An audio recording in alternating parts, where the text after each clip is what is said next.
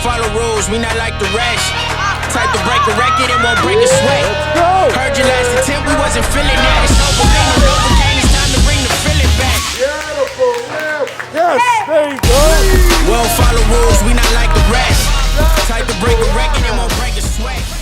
Hey everyone, welcome back to Dragon Pharma's YouTube channel. My name is Jay Solano. I'm a powerlifter and I'm Dragon Pharma's videographer. On this episode, we are going to talk about the rules at a powerlifting meet.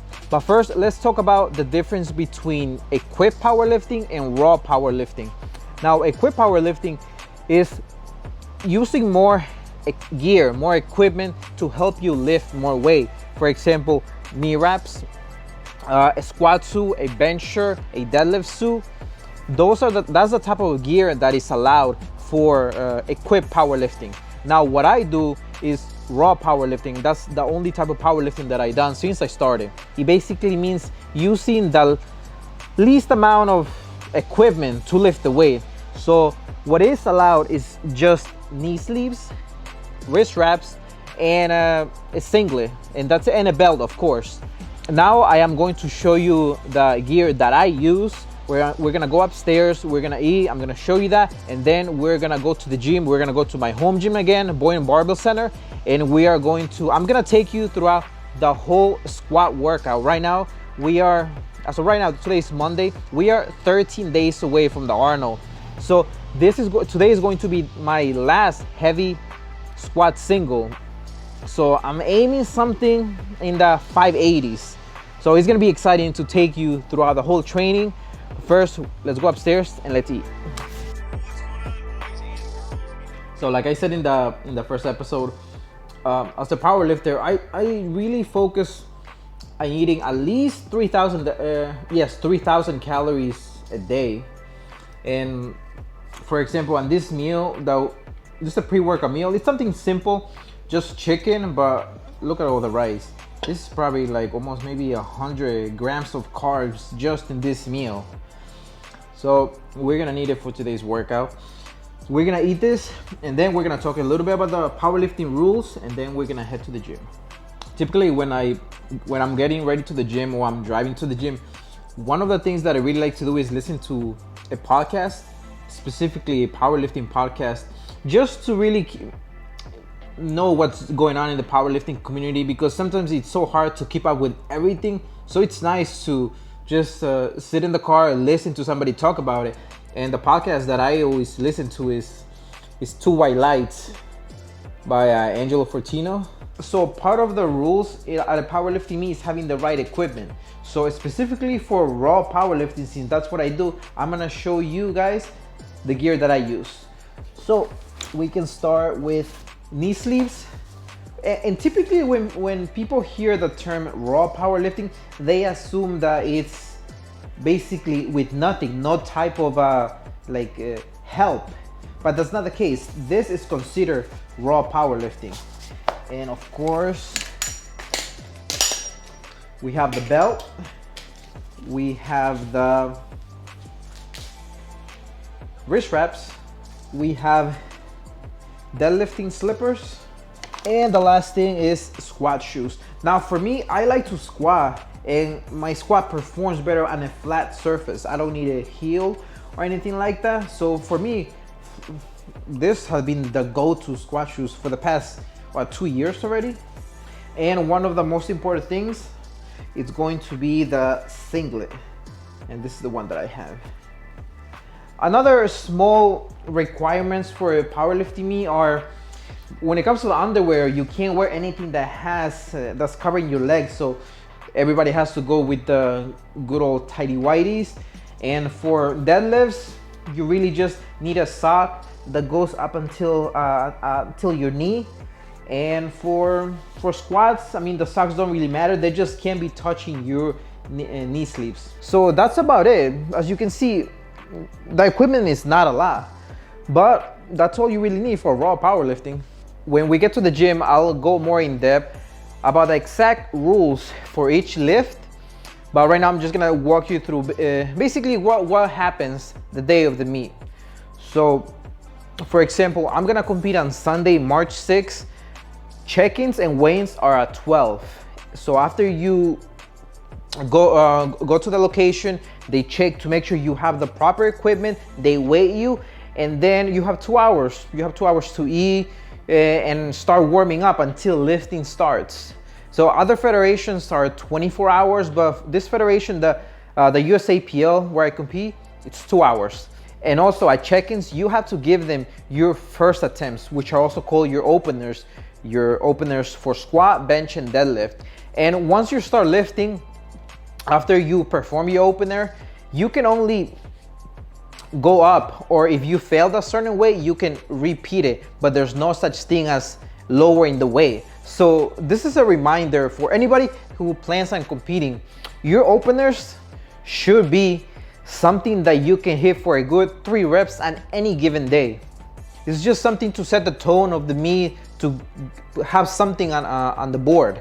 I've seen so many scenarios in the past where people open way too heavy and they end up bombing out, which means getting disqualified because they're not able to perform like a complete lift and they don't have a total, so they're disqualified. So just a reminder, right now we're gonna take our pre-workout and then we're gonna go to the gym. All right, so since right now it's only 5, it's almost 5:30. So check this out. Venom pre-workout comes with 2 sizes. So typically if I'm gonna train around like 7 or 8, I just go with the small scoop, but today, since it's still early, we're gonna go with the big scoop. Let's do this, let me get some water.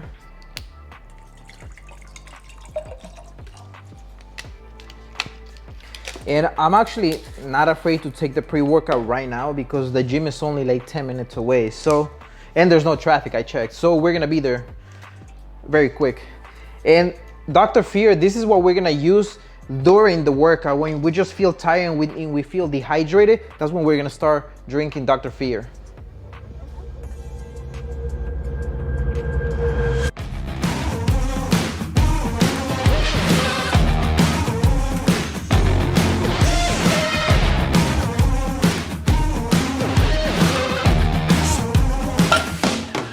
So like I was explaining to the camera earlier about equipped powerlifting, we actually have an equipped powerlifter here right now training. The things that I was pointing out earlier is the knee wraps and the squat suit. We have the same belt, but as you can tell, that's the big difference between the knee sleeves and the knee wraps. And you see my singlet, it's not as thick compared to her. How long can I lie around waiting for it? Sometimes you gotta walk out the door.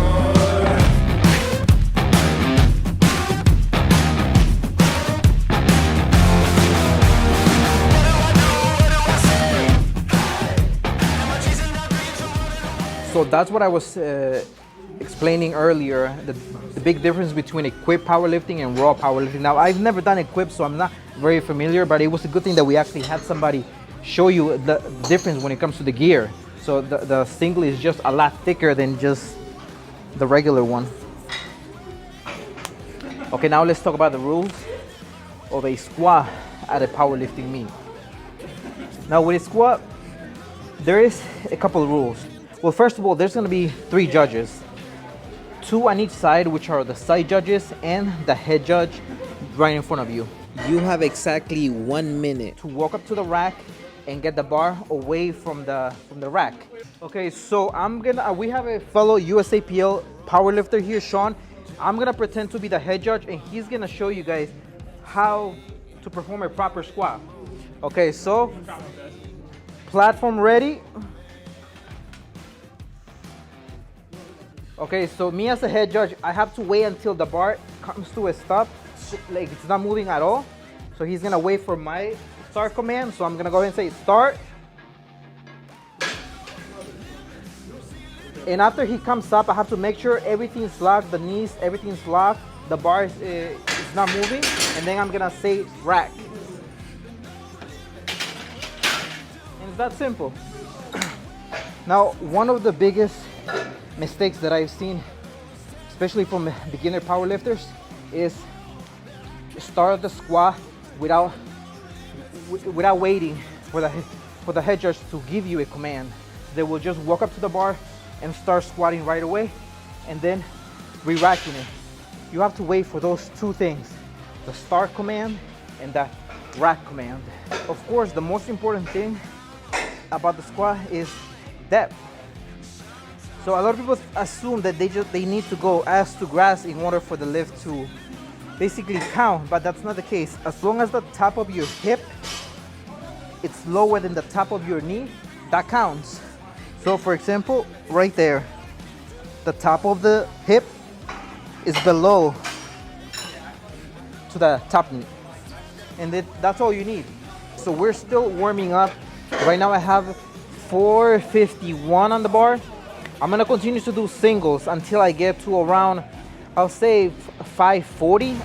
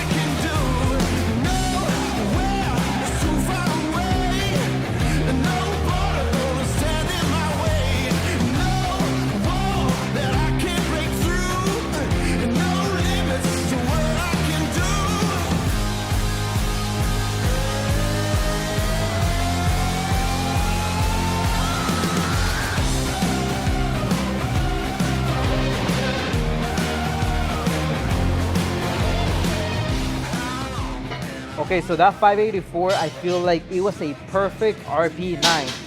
This is a really good sign because that was the weight that that's my competition all-time max.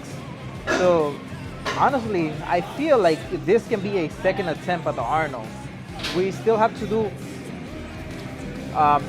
3 sets of doubles with 500 pounds, and after that we're gonna move on to bench and deadlift.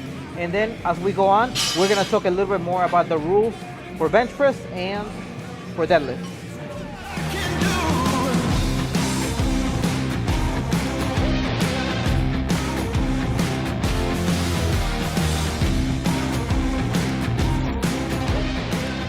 Okay, now let's talk about the bench press rules.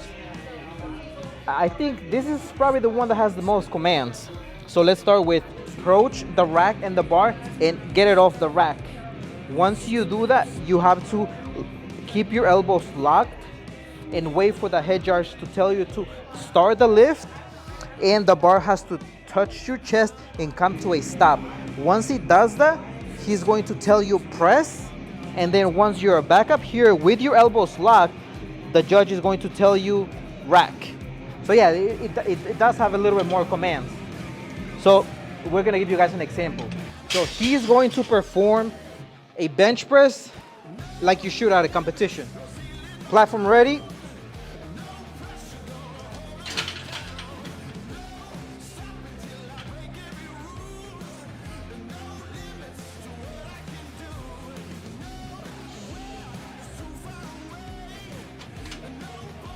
Start. Press.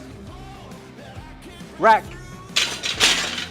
A couple mistakes that a lot of beginner lifters make when it comes to the bench press is, again, jumping the commands. So just remember, pay real close attention to the head judge, and he's gonna be right there, so he's not very far away. And also another thing, a lot of people think that you need to pause the bar for 2, 3, 5 seconds, and that's not the case. There's actually not a rule of amount of seconds. It's as long as the bar has come to a stop on your chest. So I have noticed that there's a lot of lifters that bring the bar down and then let it sink in. So the bar is still moving. So of course, they're going to get a very long pause command. But I notice if I keep my chest right there, my chest high, and the bar touches it, you're gonna get a very quick press command. And that's it. Those are the rules for the bench press. Now let's talk about the rules of the deadlift. Now this is the quickest commands. Walk to the platform, grab the bar, lock your knees, lock your hips, shoulders back, and then the head judge is going to say down, and you bring it down. Very simple. Now the most common mistake is when lifters are at the top, they get the down command and they drop the weight. Now even though that was technically a deadlift, it would not count at a meet because your hands need to stay with the bar until the weight touches the floor. Okay, so just keep that in mind. All right guys, that's gonna wrap up this episode. Thank you again for watching, and I hope somebody took something away from this video, at least one thing, then I'll be happy. But yeah, don't forget to subscribe to the Dragon Pharma YouTube channel.